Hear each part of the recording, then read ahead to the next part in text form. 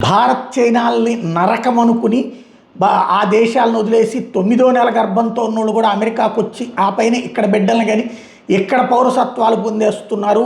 ఇది దుర్మార్గం, వాళ్ళ దేశాల నరకమని ఇక్కడికి వస్తున్నారంటూ ఘోరమైన వ్యాఖ్యలు చేసినటువంటి ట్రంప్ వ్యవహారం మీద భారత విదేశాంగ మంత్రిత్వ శాఖ కఠినంగానే కంటే కూడా చీకొట్టింది. ఆ కథనాలు మేము చూసాం, వాటిని అక్కడితో వదిలేస్తున్నాం. అంటే నీ బుద్ధి అట్లాంటిది రా అబ్బాయి అని చెప్పుకొచ్చారు.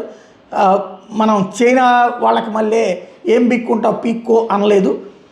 అమెరికాలో అమల్లో ఉన్న జన్మతా పౌరసత్వ చట్టాన్ని ట్రంప్ ఎప్పటి నుంచో వ్యతిరేకించడం, ఈ క్రమంలో American radio host Michael Savage share చేసిన లేఖను రీపోస్ట్ చేయడం, ఆసియా దేశాల నుంచి మహిళలు 9వ నెలలో అమెరికాకు వచ్చి బిడ్డను జన్మనిస్తారు. ఇక్కడ ఉన్న చట్టాలేమో ఆ బిడ్డకి వెంటనే అమెరికా సిటిజన్షిప్ ఇస్తాయి. ఆ తర్వాత వాళ్ళు తమ కుటుంబ సభ్యులందరినీ చైనా, భారత్ లేదా మరేదైనా నరకం నుండి ఇక్కడికి తీసుకొస్తారంటూ ఆ లేఖలో భారత్ను ఉద్దేశించి చేసినటువంటి వ్యాఖ్యలు ఇప్పుడు సంచలనం సృష్టిస్తున్నాయి.